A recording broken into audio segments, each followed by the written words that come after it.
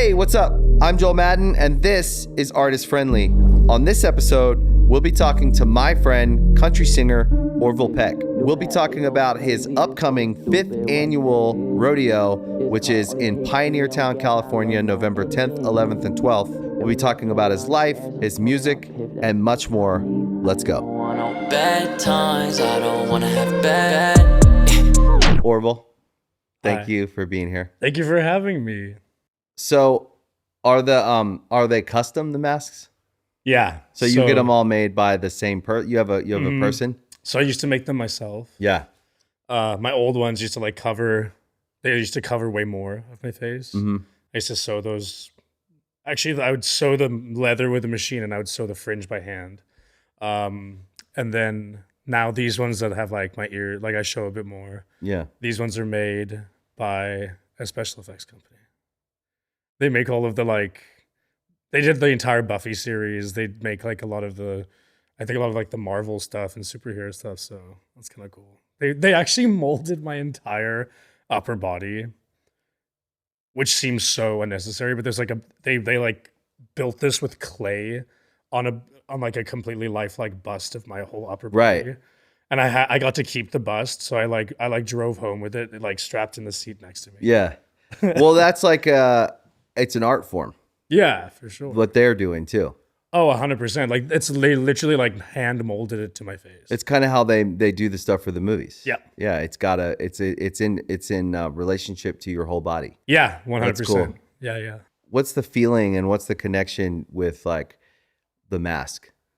I think it's a lot of things. I think it's funny, over the years, it's meant more to me and it's become more meaningful and also less meaningful in some ways.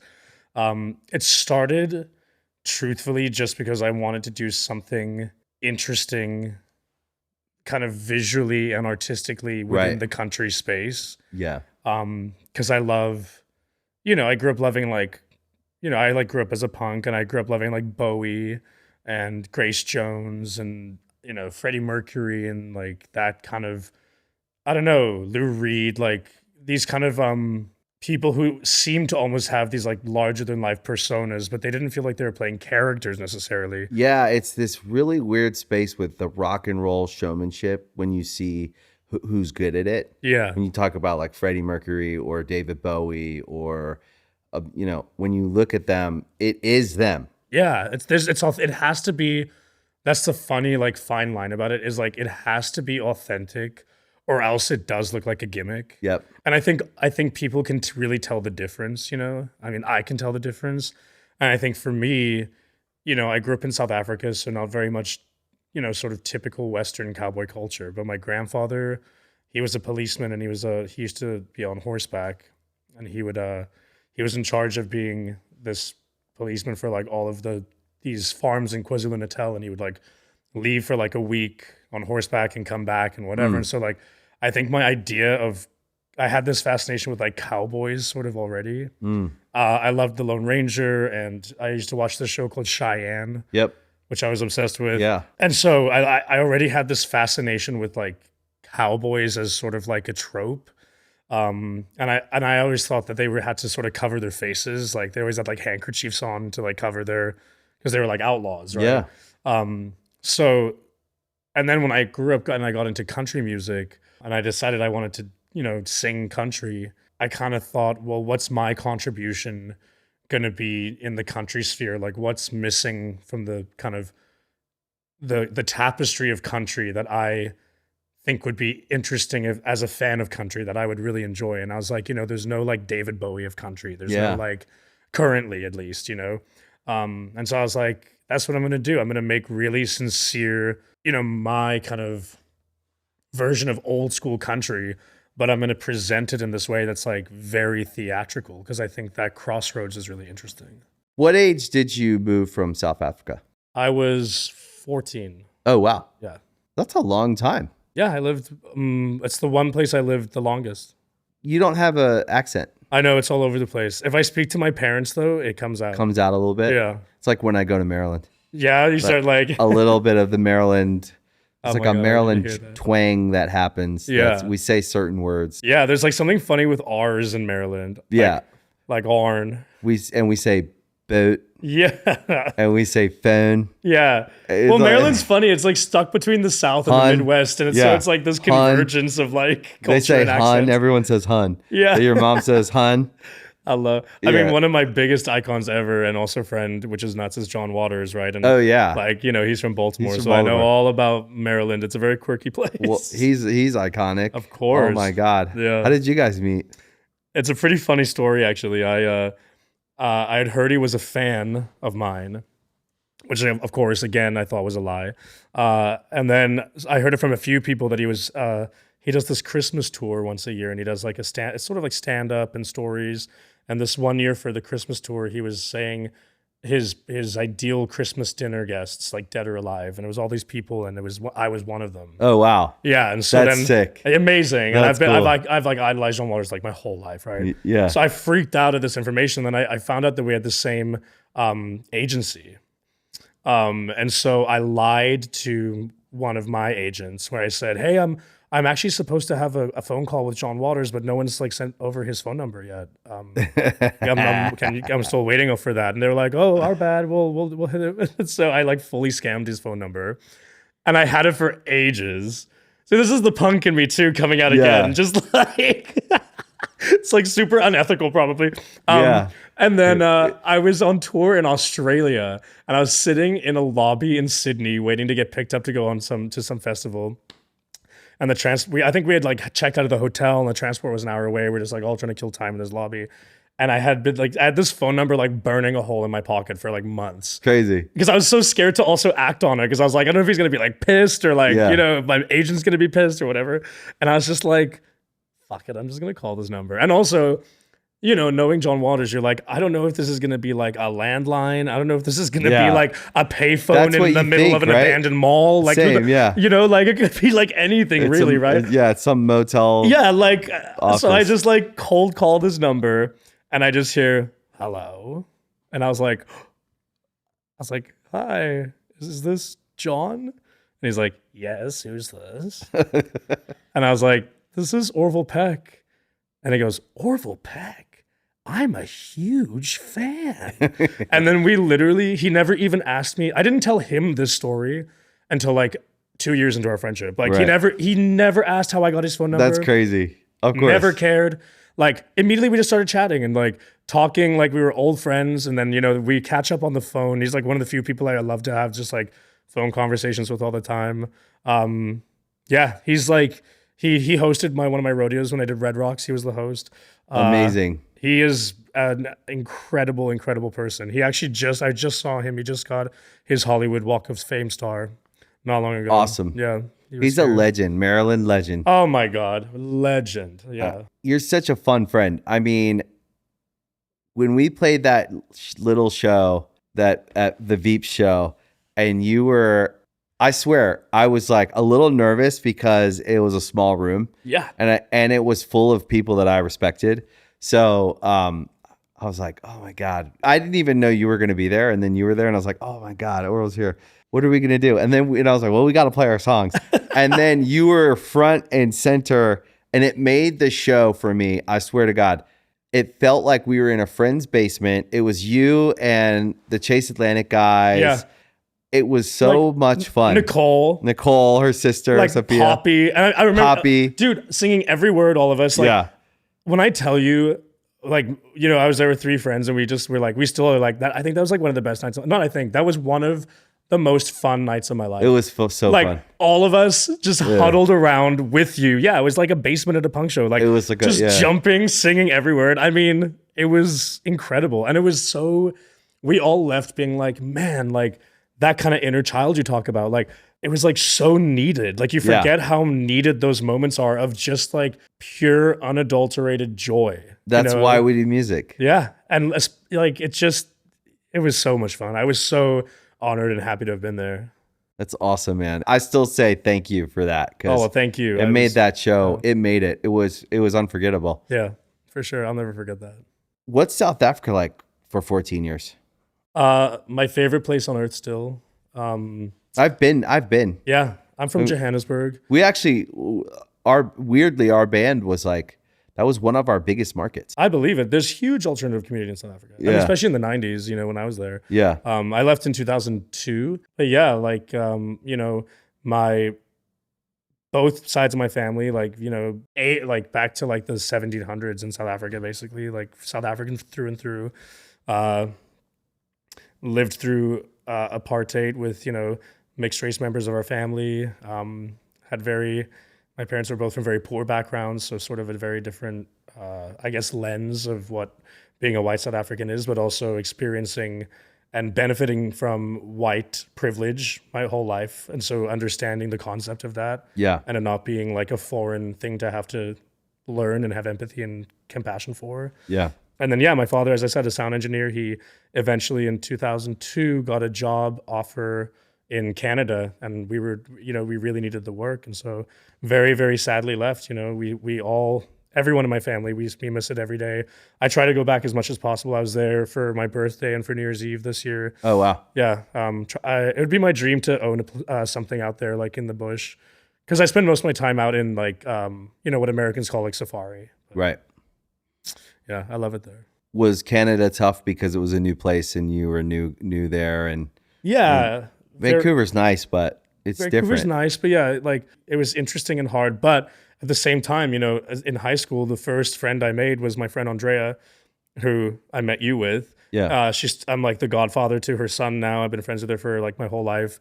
I've played in multiple bands with her. She gave me the courage to be in a band, to pursue music, even though she's now like a librarian, even though she used to scream in a punk band. Yeah. So me moving to Vancouver really and meeting Andrea was the sort of domino effect to really where I am right now. So no regrets about it at all. But yeah, it was hard at first for sure. Really different culture. South African culture is very just, I think, open and, Southern Hemisphere culture in general. It's like the sun and kind of friendliness is in a different way and humor is in a different way. And then, Canada can be quite conservative in some ways. Yeah. Even though it's very liberal, I think there's a lot of British colony feel to it in some ways. Yeah. Canadians have a way about them. Yeah, and it's not bad, but I think humor can be a bit different. Yeah, culturally though, it is different. It's its own thing. It was definite culture shock, especially for my parents, I think, But yeah, so it was an interesting transition. But listen, I mean, Vancouver, I still consider one of my many homes because I had very formative years there. Learned how to play in punk bands there. Learned how to be, DIY culture there. We shoot Ink Master there. Oh, amazing! The TV show. Yeah. So I'm there 6 weeks at a time when we do that show. It's gorgeous. And we made 2 records there. So we have a nice relationship with Vancouver and Canada. Good Charlotte we always did well in Canada. Mm-hmm. But I think Vancouver's beautiful, but it is different. It's just a different culture. For sure. And in most of it is great because it's like calm. It's to itself. Yep.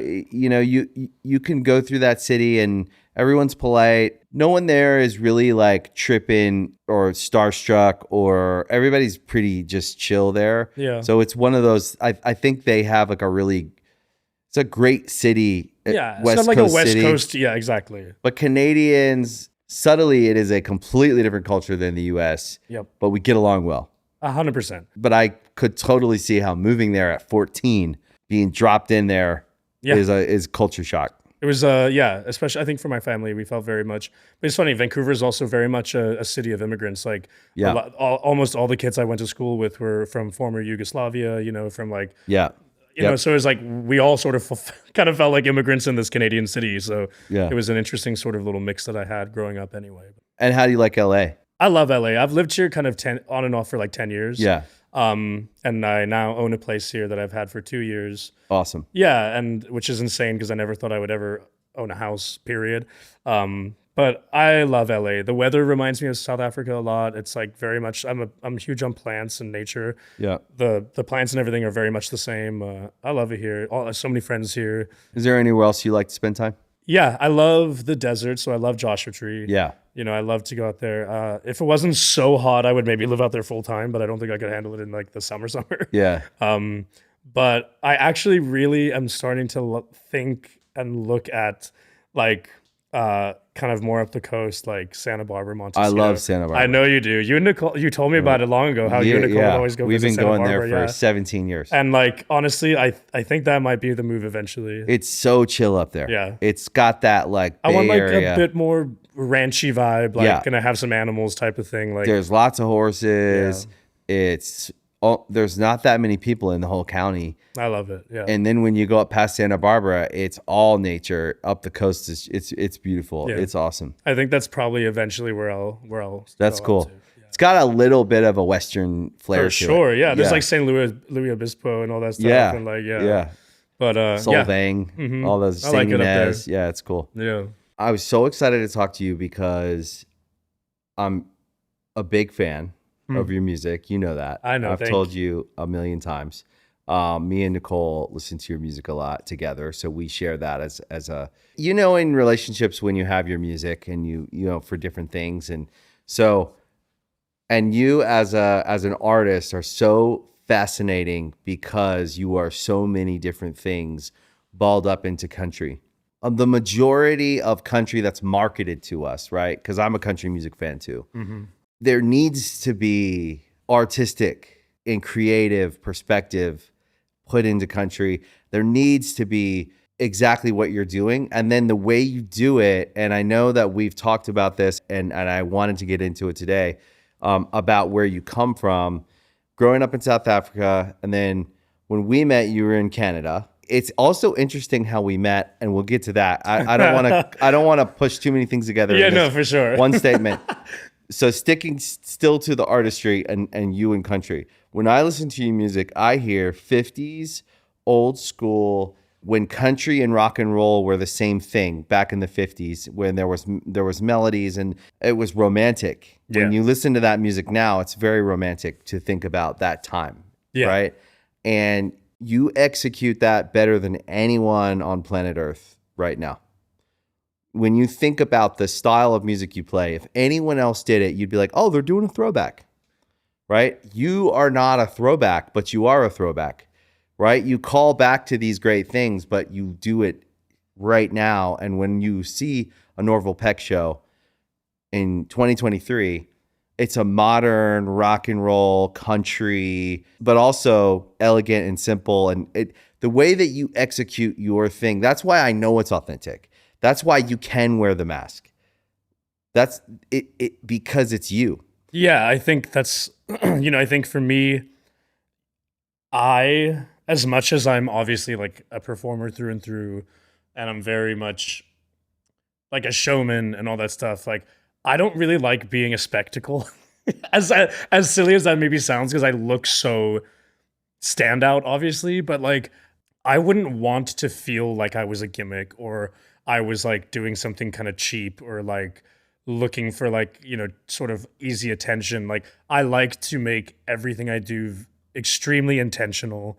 I overthink absolutely everything to the nth degree. And I have an opinion about everything down to the font on the poster that's going to be for the venue, because I want everything to be part of sort of my vision, and I care so much about everything I do.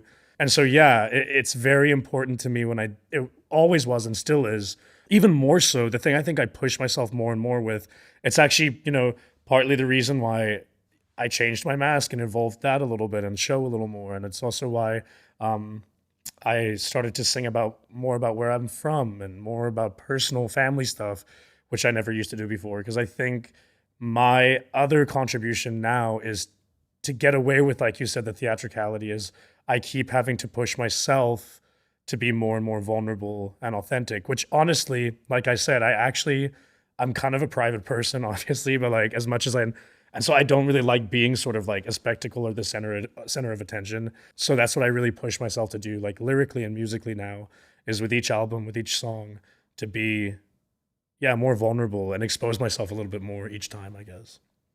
Do you think vulnerability has been in the writing? Because I feel like maybe love songs that are vulnerable, it's a different kind of vulnerability because you're singing about heartache. And are you a hopeless romantic? Yeah. what's worse than hopeless?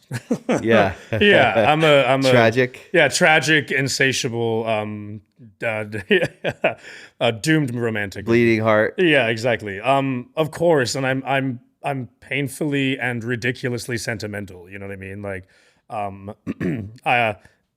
I think I have 2 songs in my entire catalog that are fictional, like, about something sort of like made up. Like, painfully sentimental. I've kept journals since I was, God, I think like 8 years old. Wow. I have a lot. I still have all of them, like tons and tons of diaries, and very much diary entry. Like, today I did this kind of style. Do you still write in Yeah, journals? every day. Wow. I mean, I'd say now as I've gotten older, they've become maybe less, like, not as linear as they used to be. It Right. used to be literally like, dear diary. Now it's like, it could just be sort of like lyrics, or it could be like, Thoughts. yeah, for sure. But I still keep journals all the time. You think you'll ever put a book together and share those with people? Yeah, I think so. I've actually I've started working on something that's going to be like a 10, 15 year long thing probably, or whatever, however long it'll be, but I'm kind of starting to once a month do something that'll be essentially a long-term project like that. That's cool. I would love to read that. Yeah, it's starting to, I mean, it's just started happening, and it's really fascinating because I'm doing it with someone that I really respect as a writer, and I've worked with before, and it's very interesting to have somebody prompt you about things about yourself in a way that isn't really in an interview format, in a way Yeah. that just feels like really just genuinely talking about your, growing up or your childhood. And it brings up a lot of, I mean, I'm also just getting even more sensitive the older I get, which is crazy, but like, it really brings up a lot of emotion, like it is an interesting thing where, I mean, I'm sure you can relate to this too, having spoken a lot to you and Benji, but like, I think when you come up like sort of the old way, like, as I like to call it, There or is like, an old way. yeah, like when you come up, sort of not from much, and you do it out of like love to begin with mostly, and a lot of hard work and sacrifice for your career. I think it's funny to like look back and think about those times, and it does make me sort of emotional. It's interesting. It is emotional because the idea that we could have big success, right? That we could be known, or globally recognized as on our music brands, yours, mine. At the time when we started, it was a pipe dream. That was not actually, that was like a hope. That was a pipe dream. 100%. But the fact that we could just do it was a good enough at the time, because when you're an artist, you love to make things, you love to make music, you love to create and share with people and go, hey, look what I made. And then do they like it? And if they like it, you're, and then I think when you get to where you are today, if I can say so about you, you're going to get showered in compliments here, man. You're an icon, man. You're iconic, and you're important to people because you represent a lot of things. And whether you set out to be that or not, and I know this is what I know about you. You're an artist through and through. You're writing little, I can see you journaling. I can imagine that because I know you well enough to know that you're sensitive enough to want to put that little thought you had that maybe you wouldn't share with anyone else. Maybe you wouldn't say to anyone else, hey, I came up with this little thing and I wrote it down. I was feeling this way, or I thought this. It's interesting, the idea of a journal. It's so private. Yeah. And making art in private says something about the sensitivity of an artist. And that to me is like the purest art of all, right? The stuff that we may never see.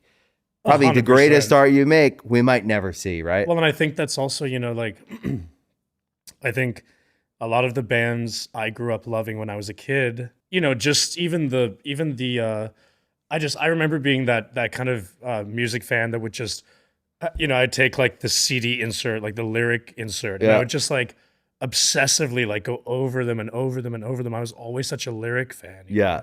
Because I was always so fascinated by like, what could this be? And I loved like, like reading like band bios and stuff, because I was like, I love learning about what these songs are about, or like The letter in the back, writing oh the my letter in God, the yeah. back. And like, so I was always obsessed with that stuff. And I think also the fact that we didn't have as much, direct access through like, social media or the internet to like sort of who these people are. We only had these glimpses into who they are really through their art. And maybe once in a while through like a photo in a magazine or something, it wasn't like you could just go online and see like pretty much everything about them. And maybe that's also subconsciously why I wanted to not give as much away, because I grew up really enjoying that. And I was such a fan of that. Not getting everything and not being spoon-fed the entire story, like having also a part of it in yourself. I mean, it's like you said, I didn't set out to be important to people, as funny as that sounds. It just like, it wasn't on my mind, obviously. I never in a million years would have been considered to have been like a gay icon or a fashion, like all the things you are. Well, the things people call me for sure. Yeah. I never in a million years even had that on my mind. I mean, it's another sort of emotional thing for me when I think about it now is, growing up when I played in punk bands and I was a drummer, I was always openly gay. And many, many times, whether or not I was really the only gay person there, I'm sure I wasn't, but I was really a lot of times in those spaces, I was the only openly gay guy in a lot of those spaces, a lot of those tours, a lot of those venues. And like, I definitely felt, sort of alienated and ostracized, even within the alternative, in a community that was already supposed to be that weirdos and freaks and whatever. Yeah. I even felt beyond that. I felt even more ostracized because I didn't really know any other gay guys that were into that kind of music. And I was like doing these DIY tours with all my friends are straight boys, like, or girls, and so it's funny to then now fast forward, like, 15 years later or whatever it is, to be sort of like a figure for a lot of people who write me, very beautiful messages and notes and stuff saying, I feel ostracized within the country's world as a trans person or as a queer person or a gay person or whatever. Yeah. Thank you for being someone I can look up to and feel represented by. It's like such a lovely full circle thing because, whether or not it was that much on my mind, I really would have loved that. And also, I never really set out to fix that, but in a weird way, I have become that for people. So it's definitely like a responsibility that I feel very, very, like I feel like emotional talking about it right now, just because it's like, you hear stories from people that just, I mean so much to them. And that is like, so what could be better than that, I always try to think about what it would feel like to be alone in something, The tough thing is when we talk about these places that are supposed to be inclusive, right? The idea of it, everyone would in that like scene would say, yeah, we are.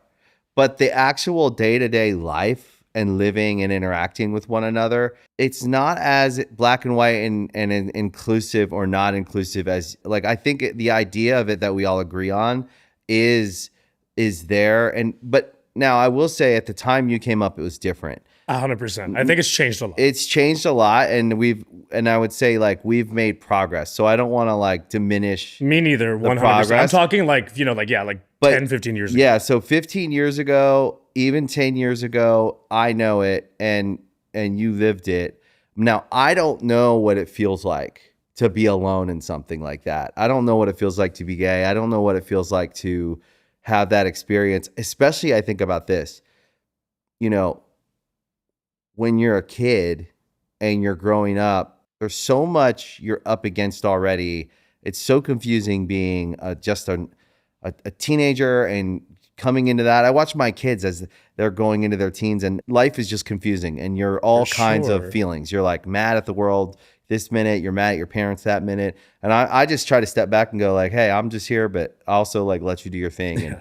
And, but to imagine how it would feel to have to figure out who you are, make sense of the world, and then find your place in the social setting. Forget about music, just in life. Do you think that like when you came into music, was that a part of your experience with coming out, your experience with figuring yourself out? Like how was music playing into your life at that time when you were dealing with just being in a social setting, I'm sure at school, and we're just trying to fit in as kids. I always wonder what that experience is like.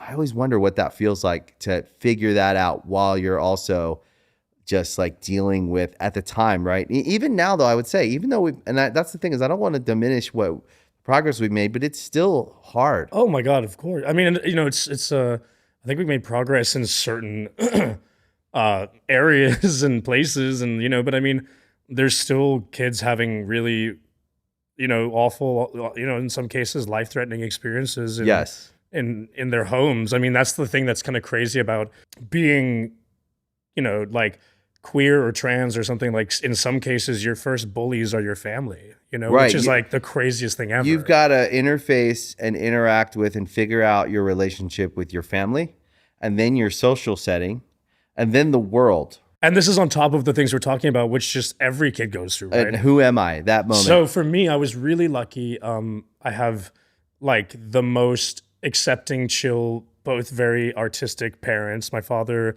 is a sound engineer. He in the 70s, he was one of the first touring sound engineers. Oh wow. So he used to tour with a bunch of bands like The Sweet and Susie Quattro and like all these bands in England. He would do a lot of like glam rock tours. So my father was around like, free thinking, alternative, like hippie people his whole life, right? My mother grew up very unique family. Her mother was basically raised like an orphan, had to like get a job when she was very young. No, she was illiterate, no schooling. So my mother grew up in South Africa in like a mixed environment, like, mixed white and black, which is very rare in apartheid. So just very free thinking parents. And I have two older brothers who are both straight.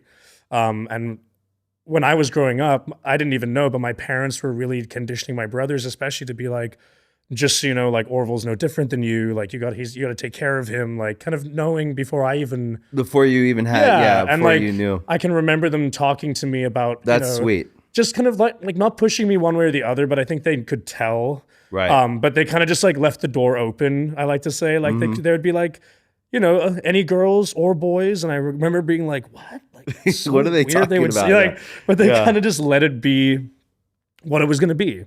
Which is incredibly rare. I'm very grateful for it. But the thing that really fucked me up about it is like I had this amazing support system at home with these people, my family, who just accepted me for whatever I was going to be. And I felt so safe and so happy. And then I would go to school, for instance, and I was so ostracized and I felt so alone. And I didn't really have any friends when I was a little kid, And so I would have these awful days at school, and I hated school from like day one. I hated school my whole life, which probably explains why I never went to college. But I would come home from school and I would be so depressed, and my brothers wouldn't be home yet, and they were both huge alternative music fans. Yeah. And so I would go into their bedrooms and I would borrow their CDs, and I was like, 12 years old or maybe 11 or 10 even, listening to like Nirvana, Metallica, Black Sabbath, like just Marilyn Manson, like just this amazing array of like mostly alternative music. And that started Smashing Pumpkins. Like that started to become like really my safe space as I would come home from school and just listen to music. And I was so young with a lot of it, but it made me feel safe and expressive. And so then I started writing music, just playing around. I had like a Casio keyboard. I had my dad's acoustic guitar. Like since I was very little, I've always been playing guitar, writing songs, things like that, and singing, of course. So that just became my natural sort of like safe place to play music in my bedroom, as I feel like so many musicians, that is sort of the trajectory. That's right? how we start. And that's still to this day my favorite way to write music, is to play on literally my father's acoustic guitar that I used to play when I was like 12 years old. I sit on my bed and like play music on that guitar like I'm just a kid in my bedroom, and that's how I actually write almost all my music. I really love that idea of that. I felt the same way. I was probably more of an outsider in my mind, right? Like, but music for me it soothed all that anger and pain. I remember just being so angry at life, and a lot of it was just my family situation, because my parents were really struggling, it was just hard, and you know, lack of resources and money and all that made it tough. But I remember just listening to records, and it soothed that deep anger and pain, and I didn't feel confused when I was listening to music. 100%. And that was it. I was really feeling so confused at school. I was so confused. Couldn't keep up. Well, and I think it's too like when you're, you know, like Dolly Parton famously says, it's hard to be a diamond in a rhinestone world. You know what I mean? Like, I think when you're a unique person and you're a creative person, and that usually means you're also a very sensitive person, I think most sort of binary structures in this world, school, the way that the school system is just kind of laid out in a curriculum and, you know, et cetera, all those kinds of things, I think, unfortunately, they don't cater to individuality. They have to sort of cater with broad strokes. And I think if you're someone that's like unique, it's really hard to find your place in that. Yeah. You know? And I think that's why kind of joining an alternative community makes sense for a lot of kids like us, because and especially the kind of music, why it sounds the way it does. Like when I figured out I wanted to be a drummer in punk bands, I was like the craziest drummer because I just wanted to get so much out, you know, and it felt so good just to be like thrashing on the drums. Thank God for music. And you know, I always have so much empathy and sympathy for, it's probably why I'm not as articulate about it as I'd like to be, because I'm so careful.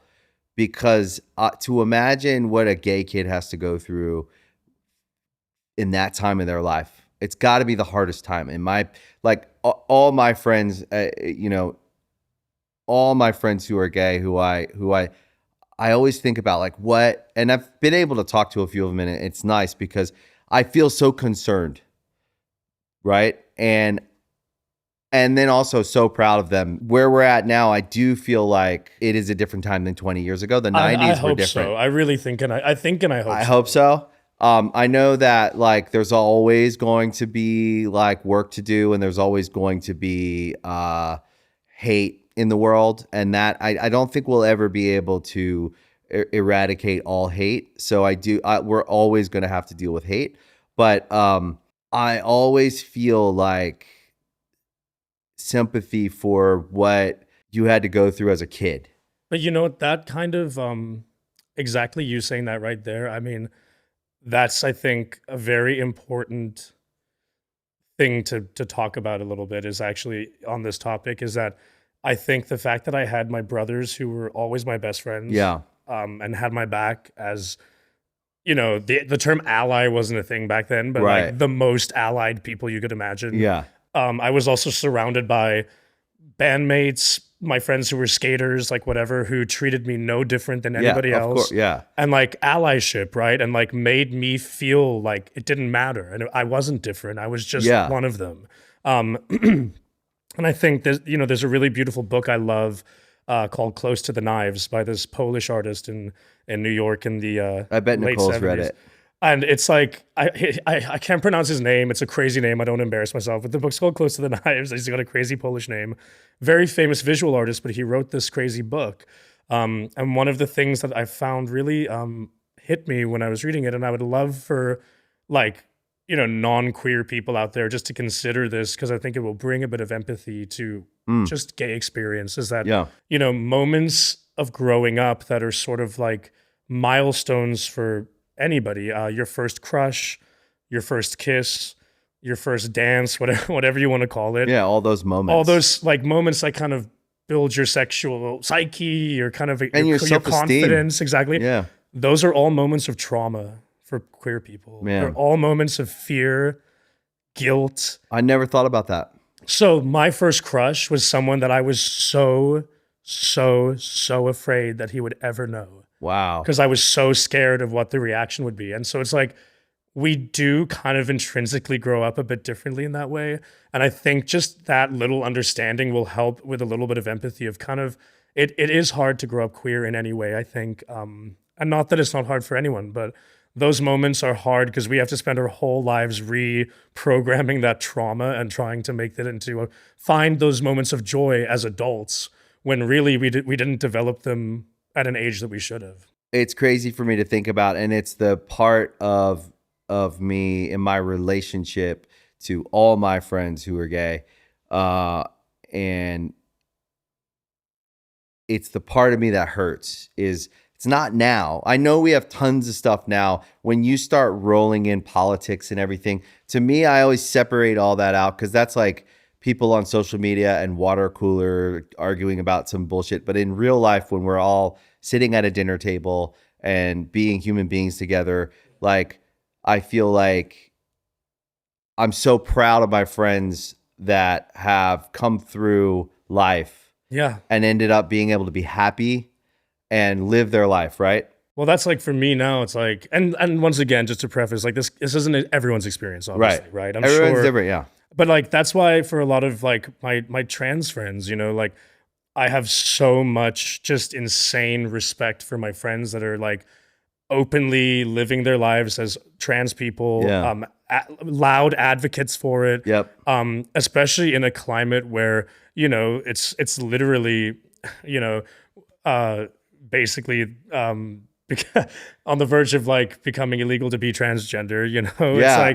It's like I applaud anybody that has the courage and the just joy to live as themselves in the face of so much adversity. I just think that's like the most punk, amazing, cool thing that I could never do anything but like root for and celebrate, you know? Like I don't even know if I'd have like enough courage for that. Like that's crazy, you know? You know what? I appreciate the struggle because I don't have that struggle. And that's how I always think. I always think like when people meet me on the road, strangers and people that I know, I don't want to make their journey harder. No. I want to make their journey easier as they relate to me. And that's how I look at the world at my age. I go out into the world and interact with all different kinds of people. And I've been so blessed to have this like dynamic life doing all these different things. And I think about who do I want to be every day in the world to everyone. And what I don't want to be is someone who made their life harder and made their journey harder. And I want to be an encourager of people, but I'm not you. And what you actually represent, and it makes sense you come from punk music. And we can talk about that because when we met, you were like a punk kid. Yeah. But what you're doing is extremely punk in its ethos and in its nature. But also what you're doing is you could say it's dangerous. You could say it's bold. It's confronting the world in with style. There's a gracefulness to how you move. If anyone ever gets to know you, the way you move through the world, there's a lot of class and grace to it and elegance to it in your own way and artistic. It's really interesting. So I've always been interested. And when I hear your records, I hear it all bled through there. But then watching you move through the world and watching how you treat people, you are representing something that is saying it without saying it and saying it. And I think it's great. It's bold. Yeah, thanks. I think maybe it is that punk spirit, of course. Totally punk, dude. I also happen to, I feel like country is punk, or at least it used to be. The spirit of it definitely was, you know? But yeah, it's, I definitely try to make my spaces feel inclusive of literally everybody. Mm-hmm. That includes maybe people that haven't, maybe people that aren't. I mean, the majority of my fans are not LGBTQ people. You know what I mean? I have a ton, of course, but I have a ton of like true blue country fans that live in like red states. And I mean, we've played country festivals where there's been times where, if I'm being honest, I'm the only gay person in my band.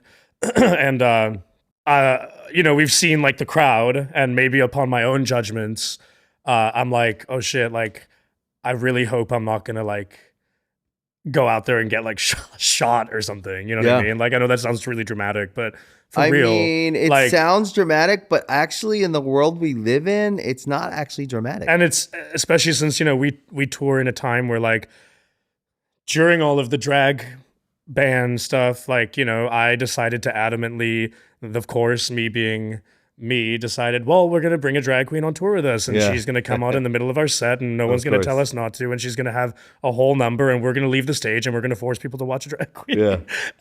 But like doing that, which is super punk. Right. But I'm also like getting older, and I'm like, man, do I want to get shot? Like, but you know, also I will say the thing is like the kind of beautiful thing that I've learned doing that stuff and leaving room for everybody and leaving room for people to learn and grow and maybe like learn something new as well is we play a lot of these festivals that are country festivals, and I'm, my God, absolutely the only queer person on the bill, 100%, and maybe one of the few queer people even on site. But by the end of it, I've had so many people who maybe on a judgmental first glance I would think would not be into what I was doing, and by the end of my set, they're like dancing. I can see that they're in like the merch lineup. They're like standing next to like someone that I can imagine they've probably never shared a conversation with that is so different than them. And like, you know, to me, that's the environment I like to create. I try to be as judgment-free as possible. And sometimes I'm reminded by even my band, who are all heterosexual, mostly men. I remember, you know, Lady Gaga asked me to do a cover of Born This Way for the anniversary album like a few years ago. And so we were playing that as our encore for this one tour. And we were at this really, I think we were in like, I think we might have been in Wyoming or something. We were at this like really very, very, very country festival, county fair style vibe. And it was like going well, and I was like, okay. And then we were going to go do our encore, and I was like, hey, what should we play? And everyone's like, well, Born This Way. And I was like, guys, I don't know, like, I feel like we're pushing it. About this. You know what I mean? Yeah. I was like, maybe this isn't the place to do that one. And I remember my guitarist Duncan, he was like, this is exactly the place to do that one.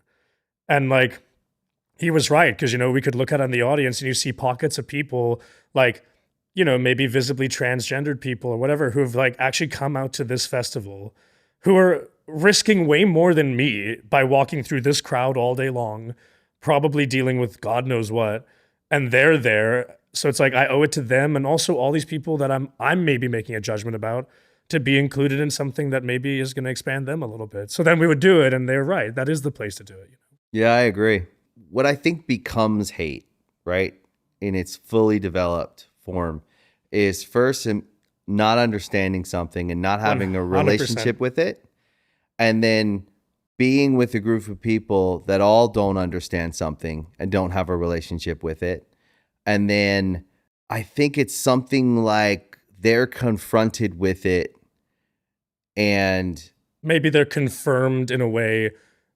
Like, yeah, like I think it's the third part of that, I feel like, is almost like the confirmation of like, if I went on that stage and I said like, anyone who disagrees with how I feel, like, fuck you, you're wrong. And then that's just going to confirm them like, okay, great. Like now we're different. We're enemies. Like this is how it is. And you might actually be saying the truth. 1000%. But who am I teaching though? Yeah. And what if they don't know, what if they're actually they have an undeveloped perspective? Dude, we all grow up in, you know, nobody is born racist, homophobic, transphobic. Right. Like none of us are born like that, right? We little kids all play together. Dude, like we are conditioned by whatever it might be. Yeah. Our families, our environment, fears, intolerance, whatever. We are indoctrinated, conditioned, and made to believe those things, right? And yeah, I think you can change those beliefs. I know you can, 100%. Like I said, I've made judgments about some of those people on the other side of my side at times that have just been actually not fair. And I've like, after the fact, I'm not joking, this literally happened at your show on Saturday. I was backstage. I was like just joking with my manager about it. And there were these three very straight guys. I was standing waiting to get a beer in my mask and whatever. Yeah. And there's these three very straight kind of like dudes, and they're like sort of taking pictures and talking to each other and kind of like laughing. And like my back immediately goes like up, because I'm like, fuck you. Yeah, what the fuck are they looking at? That's like, me too. Right. So I'm immediately like kind of like, oh my God, like what the fuck? And I'm like getting ready to be like offended. Well, I'm already offended. The outcast kid, punk kid. Yeah, comes like out. I'm almost on the verge of going over to be like, yeah, can I fucking help you or whatever? And I'm not joking. I get my beer, I turn around and one of them's on top of me, literally. And they go, "Hey, are you Orville Peck?" And I was like, "Yeah." And they're like, "Oh, we're from Madrid. We work for Live Nation, but like we're such fans. Can we take a picture?" And I was just like, "Oh my God." I'm like, You know what? I'm such a like I swear I had this conversation with my therapist, right? I had the same conversation with my therapist. I used to walk around and someone would be staring at me and I'd be like, "What are you looking at?" And he would say, "Well, number one, you're in Good Charlotte and they might like your band. Yeah. Number two, you're like fully tattooed, Yeah. wearing all black. Your hair is colored red. Like they're looking at how interesting you look, likely just looking at the whole show and going like, huh, that's interesting. I wonder what he does, blah, blah, blah." And he's like, when people are in thought, they can sometimes look a little concerned or serious. Of course. And he's like, they're likely just interested in you and what you're choosing to see the world as. Either the world is a place with no opportunity and no one likes me, or the world is a place where full of opportunities and I'll meet lots of friends, right? Yeah. So I'm either looking for problems and enemies or opportunities and friends. 100%. And it's a perspective. I had to learn that. Yeah. So that when someone's staring at me now, I'll say, "Hi. Yeah. How's it going?" And usually they're like, "Are you that guy from the band? Oh my God, I'll listen to your song." So Whatever. amazing. So it's funny but the punk kid that didn't fit in, I know. that It's so got hard bullied. it's so hard to like soothe that kid. it's the muscle sometimes. memory, man. I It's the know. first experiences we had. And if you think about it, you're in school, you're going through this time, you're figuring yourself out, you're not fitting in. Your first 100 experiences, which probably set you up for the rest, are kids bullying you and making fun of you're the weird kid, right? Yeah. And that set us up to go into the world, to look at it as this place where everyone is looking at us like, and they're like, "No, that's Orville Peck. He's a star, and I don't know how I can go over there and say, 'Hi, how should we do it?' Oh, well, I'm just going to sneak a picture. Oh, okay." And then you get the courage to go up and say, "Hey," I'll be honest with you. I was nervous around you for the first year I knew you. That's crazy. It's true, because you have a presence, like all stars, all icons, man. I'm telling you, everyone I know that's just iconic, and I know so many people You're so sweet. in these different fields: movies, TV, music, Yeah, of art, course. fashion, icons. They have a presence. Yeah. Your breath is taken away if the first few times you're around them. And I've just gotten comfortable with that because I've been lucky enough now for 20 some years to be around so many different artists and iconic people. And I appreciate it. And most of the time, for the first 10 times, if I'm around someone that's like so-and-so or that superstar, they're friends with that person that I know really well or whatever, I don't even try to connect with them. Yeah. I just appreciate their presence in the room. For sure. And go, "Oh man, I was around him the other day. He's iconic." Yeah. Me and Benj always talk like we'll share, Yeah. and we can be honest. And I can say, "Oh, I was around him. He was so cool. He's so iconic." But he's like, "Did you talk to him?" I'm like, "Nah, I couldn't do it."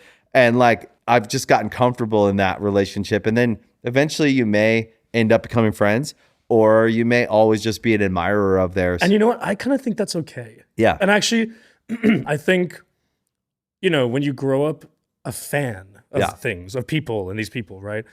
It's so funny. I've been obsessed with Grace Jones pretty much my entire life in like almost a sort of like beautiful mind way where I think like maybe that's like something to look into. Like I love Grace Jones, and I actually played with her WeHo Pride this year. Like I cool. opened right before her. How was that? Amazing. Like, I mean, she is like a goddess. I don't think she's from this planet really, but I remember the promoter or someone of the show at one point after I'd play, or was it before? Anyway, they said, would you like to meet Grace? Like, we can obviously organize that. And I've thought about some of the people I've been really disappointed in meeting. Yeah. and That's it's kind of like too. crushed me, Yeah. and like, I thought about it for a second and I was about to say like, oh my God, of course. Like, and then I literally just went, you know what? I don't think I do want to meet her. I'm okay. And they're like, really? And I was like, Yeah, because I think I just want to remain a fan. I love her too much. Yeah, like if I had a bad experience, I think I would be so sad. And it's like I just think it's okay to like also remain a fan of things. I think it's important actually. Yeah. That I never had meet Grace Jones and I can always just be like in awe and wonderment of her. Like I think that's cool, So I said no, and I didn't get to meet her, which is great. Yeah. Because who knows how that would have went. It's funny when we met the first time. How old were you? I think I was 14. It's so funny. I swear to God. This is like the most full circle moment It's of crazy. like literally I think anybody I know in this industry, for real. We met, you were just like a punk kid. I was skipping school. We were in Vancouver making a record. And we were making, I want to say, maybe it was Cardiology. Was it 2009? Or was it 2005? 5. Okay, so we were making... I was 15 or something. Okay, yeah. So we were making, or 2006, Somewhere around there, yeah. So we were making Good Morning Revival. Okay, yeah. And I had gotten dental surgery. Yep. And I couldn't eat anything hard, and I was sitting in outside Starbucks maybe. You were sitting outside a mall called Pacific Center Yep. in Vancouver, because I went to high school in Vancouver. Yep. My friend Andrea and I, who became the singer of my punk band that I was in forever. Yeah. We were skipping school and we were at the mall, as you do, like go to the mall and just like fuck around or whatever. And we walk out and we were like, that is one of the brothers from Good Charlotte. And we're like, what the fuck? And we're like, you were completely alone. Yeah. There was no one in sight. You were sitting on a bench outside a mall and eating a muffin. I'll never forget. You were eating a blueberry muffin. Yeah. And we were like... And I remember that. We were like, what the fuck? remembered meeting you guys. You didn't even have like... There was no one else with you. No, I was just alone. And I think this was like... You didn't have a phone. Like, no one had like iPhones. Or like, No. You were just sitting there eating a muffin. And me and Andrea walked over and we were just like, hey, are you in Good Charlotte? And you were like, yeah. And we were like...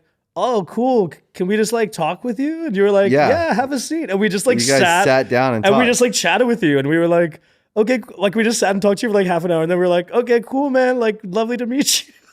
Yeah. I remember that because I had terrible teeth, like dental problems, and was growing up without dental care and all kinds, and just hereditary. And so I remember I was in so much pain and I went and got a root canal.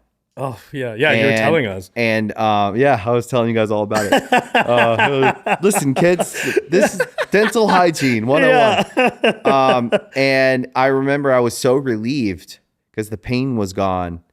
And I was so hungry because I couldn't eat. You were trying to eat something soft. And I had to eat something that would like fall apart in my mouth and soft. And so the best thing I could think of was like a blueberry muffin. So I was sitting there alone, like in relief of these two like punk kids. No, it's genuinely like, I think one of the purest little like memories I have. Funny. And it's so full circle that we're friends now. Cause that's ridiculous. Like, it's crazy. Yeah. And all these years later. Yeah. It's like probably close to 20 years ago. But it reinforces my idea around like nothing happens by accident. 1000%. Like I really do. Like if there was any part of me, the spiritual side of my life, I always think there's this like master plan we can't see and that we can't understand. But that if you listen to the little things that where those moments in life where you're like, did I just think that? Did I just notice that? Why did that person strike me? Yeah. Why would I remember?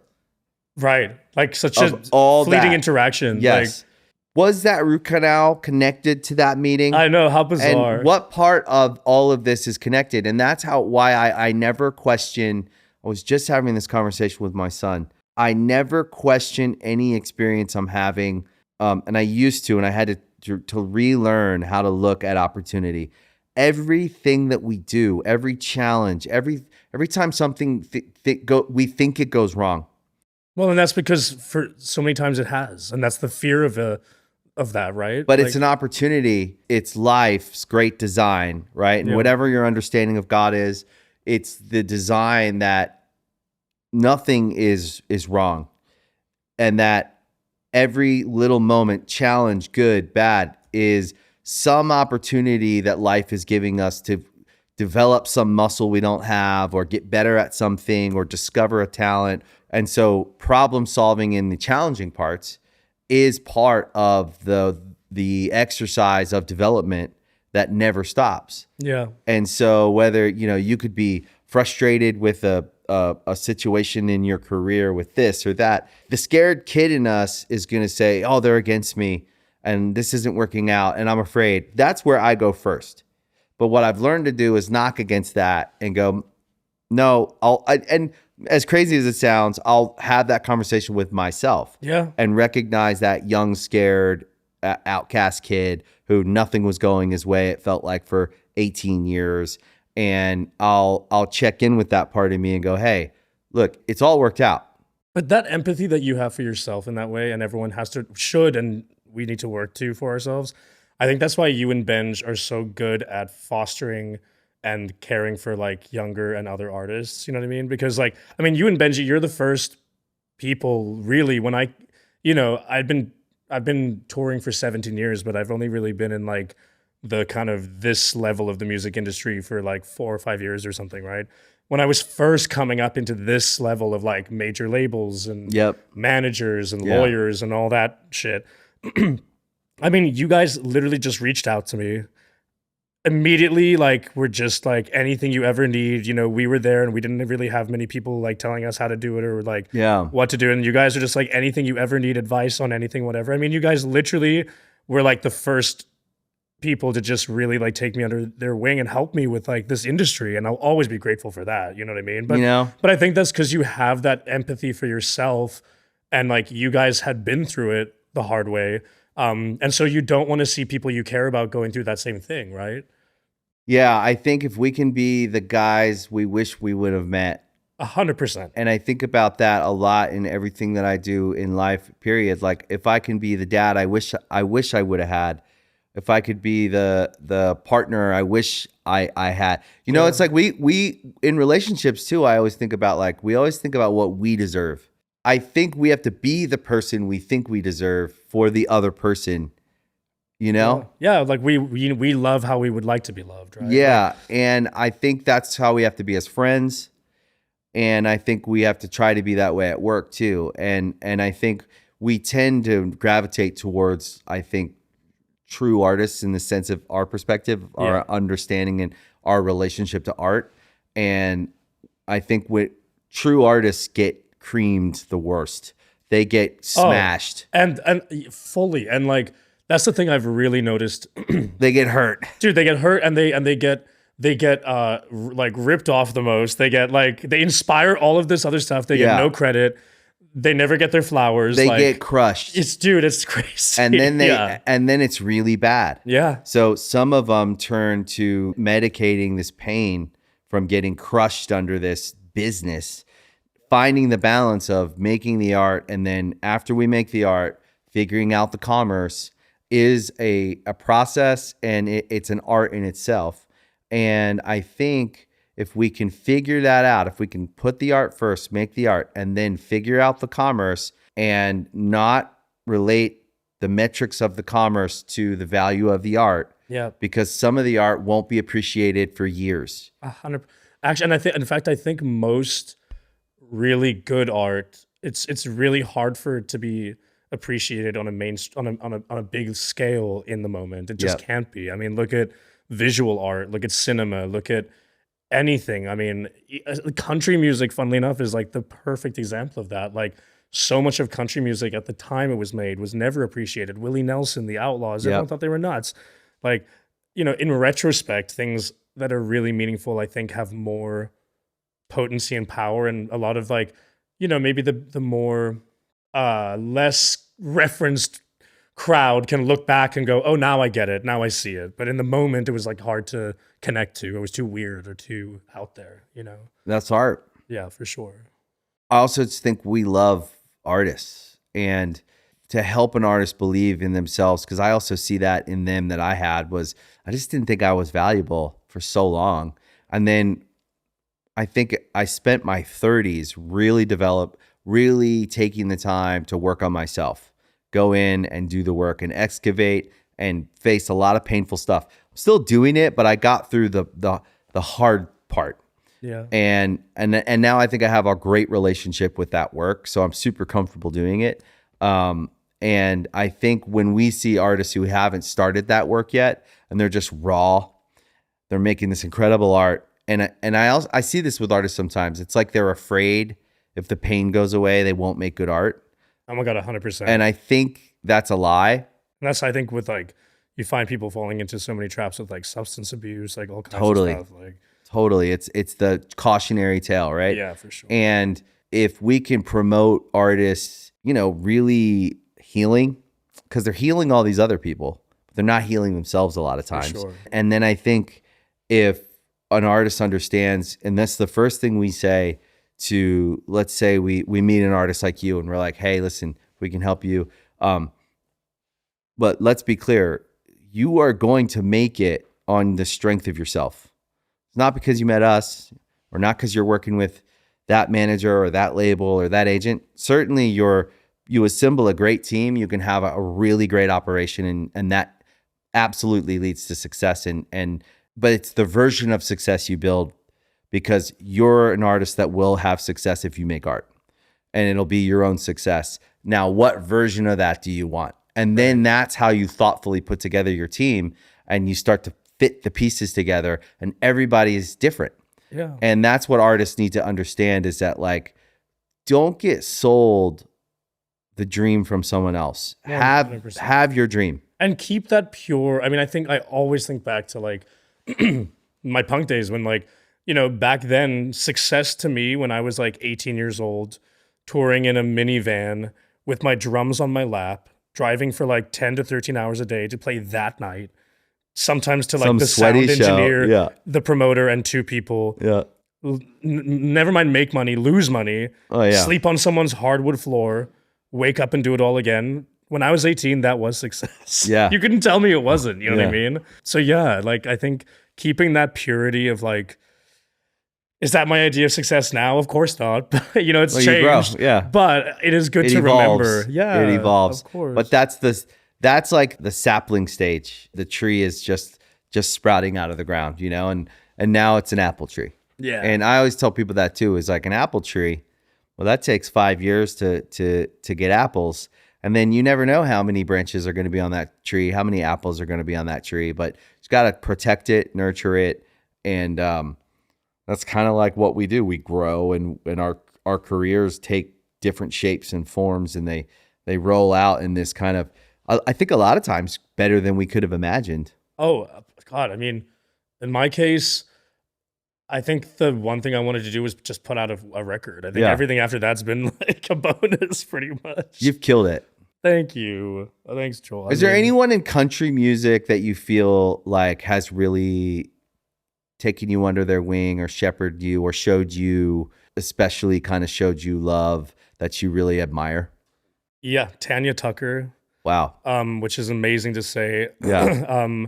I have loved Tanya Tucker my whole life. I mean, Tanya was nominated for a Grammy when she was 13 for Delta Dawn, Wow. which was over 50 years ago. Yeah. And she finally won her Grammy at 2020, which is the first Grammys I went to. So I got to see her win her Grammy, Crazy. which was literally 50 years after she was first nominated. Did you get nominated? No. Okay. I haven't either. So Yeah. you're in the club with me. No, I'm not. Yeah. Yeah. Not yet. No, not yet. Yeah. But you will. But yeah, Tanya Tucker, she it's really amazing to have somebody who's been in this industry for so long and been through it all. And when I mean all with Tanya Tucker, she's not shy about her demons and everything she's been through. Yeah. I respect her so incredibly much, and the fact that she'll send me videos of like her and her band listening to my album like pre-show before she's about to go on her show, or like she brought me out at Stagecoach to sing Delta Dawn with her at the 50-year anniversary. She's an incredible legend, and she's just been so supportive of me. Shania Twain, very early on, I heard Shania was a fan of mine, and I thought it was a lie. And then I wrote a song for her and I met her at the Grammys, and we we recorded it at her ranch, like did everything. She's like, she's taking me out to Vegas when she did her residency. Like Shania's been amazing. Willie Nelson, big fan. He's my favorite of all time. I mean, the fact that I can even like say that I've met and know Willie and that he's a fan of mine. I've never met him. He seems like such a kind soul. I can't really discuss a specific story that I wish I could just for some reason. Yeah. But he is cooler and more of the person you want him to be than you could ever imagine. Like he's so just the real deal of his beliefs and what he believes in and what he stands for. Yeah, a lot of the sort of old crowd are big fans. Elton John, which is also crazy that I email with Elton John. That's like crazy. Insane to me. That's crazy. And the fact that these people are not just like, people I consider friends, but also like fans by their omission, like is just insane to me. To you, I'm sure the experience is insane. To that kid sitting on a bench, when he's 15, talking to the guy from Good Charlotte, but the guy who's sitting here as your fan, it just makes sense to me. But I think there's something about like artists and icons that like you see your peers across the room, and real recognizes real, as they say. 100%. Yeah. But that's all like, like it was so nice being at your guys' compound for when we were young. Cause like just looking around at all the different people and all your families and just like everybody back there, I just kept saying to, I think both you and Benj, I was like, it's such a testament of you guys, like who you have around you as well. Right. Like, there's this beautiful saying in South Africa that's sort of like it's like a concept kind of, and it's called Ubuntu. And it literally means like, I am because you are. And it means that like any success like I have is attributed to, it's also a success of yours. It's a success of everyone else in my life because we are made up of who we surround ourselves with. 100%. And I just think it's like a beautiful like show of Ubuntu, like being back there with you and your compound, because it's like everybody's just so wonderful. And you're like, well, that makes sense. You know what I mean? Like, I definitely agree. I think, we're really blessed. We have, for me, those opportunities when everyone can get together. And, we were doing the first show we played in 5 years, that big show. And we just looked at it as an excuse to, we did want to play. We had been talking about it for like the last year. Like, where should we come back out and play? Mm-hmm. And we were waiting for the right opportunity. And then that one came and we were like, this feels right. So let's go, let's make it a big thing. Let's invite all of our friends and family, anyone that wants to come. And everyone there was important to us. And it felt like Thanksgiving to me. Yeah, it was really special. It was so cool to watch. It was. And I think we had like 150 guests across 2 days. And it did feel like a holiday, you know. One of the through lines, I think, all those people, all the band's parents and their wives and kids, to other artists, to industry people, to not industry people. The through line I would say is I notice about all of them is like everyone there that I know them to be like kind people, good manners. They treat people well. And I'd say that about all my friends, you included. I notice how they treat other people when I'm around. Like whether it's someone's friend or someone working there, or it doesn't matter. I notice there's this through line of well-mannered people who are kind. Yeah. And that's what I love to see that, because I always tell my kids, the number one thing we have that doesn't cost us anything is our manners and our reputation. And so we can always say please and thank you. It's free. We can always show appreciation to someone who's working somewhere or someone we're interacting with. And it's gotten me so far in life. Please and thank you have gotten me further than anything else. Oh my God, yeah. Work ethic is work ethic. You got to have that. But how you do it if you work with some joy, and even in moments, if you're anxious and you have a moment and it gets edgy and you snap on someone, you can always go back and make a repair and go, hey, sorry about that. I'm nervous as hell. Yeah. And that goes such a long way you get too. Closer. Like 100%. In the world we live in today, we don't give each other enough I don't feel like we give each other enough space to come back and say, yo, I'm sorry, I was wrong about that, or the way I talked, I was angry, or to be honest with you, I'm just super anxious. Yeah. You know what I mean? And I think that we've made that a practice that it always helps, man. Well, I think it's just vulnerability, authenticity, empathy, kindness. I mean, you got to have those things, you know? What's next for you? So What's the plan? I have my rodeo coming up, and this year that's 3 shows, 3 days at Pioneer Town in Joshua Tree. Yep. I've assembled like all my favorite country artists, drag queens. We're including so many different friends, companies.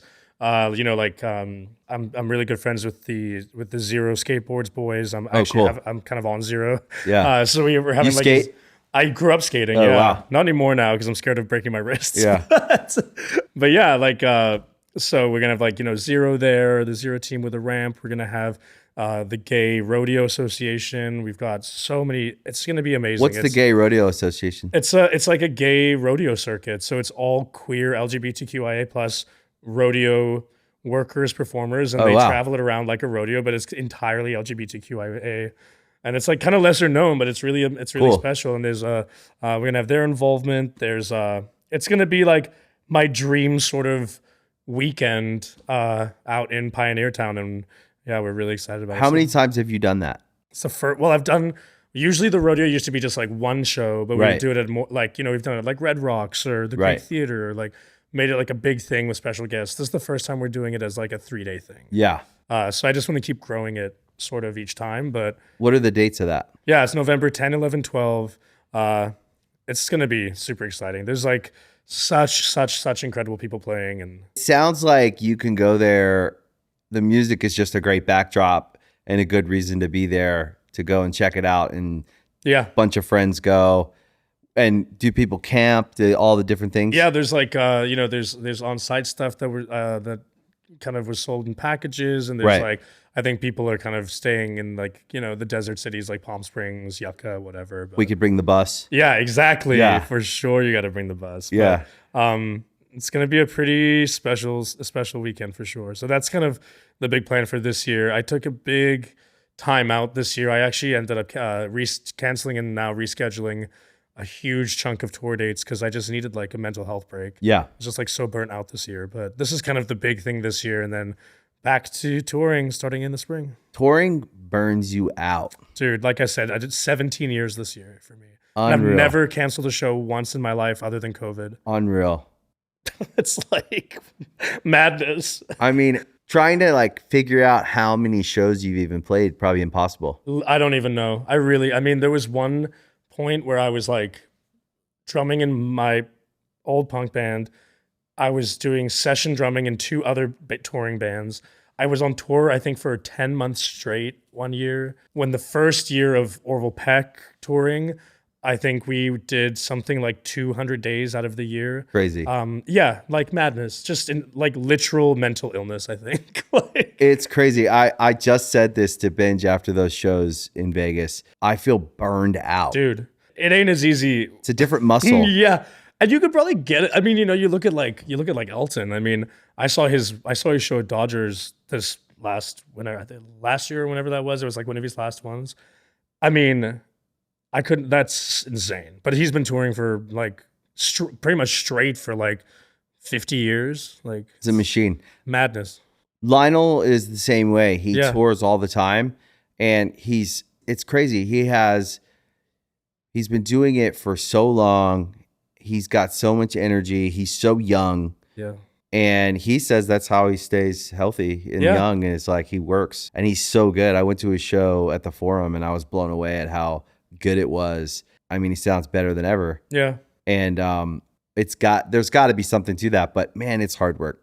Yeah. And it does burn you out The mentally. stamina. Oh my God. Yeah. Well, just the lack of like stability, really, like new place every day. It just eventually, yeah, it was a hard year for me this year for sure, mentally. But It's hard to have a real life when you're doing that. yeah, it's impossible. Like relationships are tough, and you start thinking about like, where's the balance of like, there's Orville Peck, and then there's real life, relationship, family. And that's like the 5-year break we took was that. It was like we were burned out, we stopped, then we started again for a second and it was too early and we knew it. Yeah. And we made a record we loved and we were like, we really want to put it out. And we went back on the road, did 40 shows or something.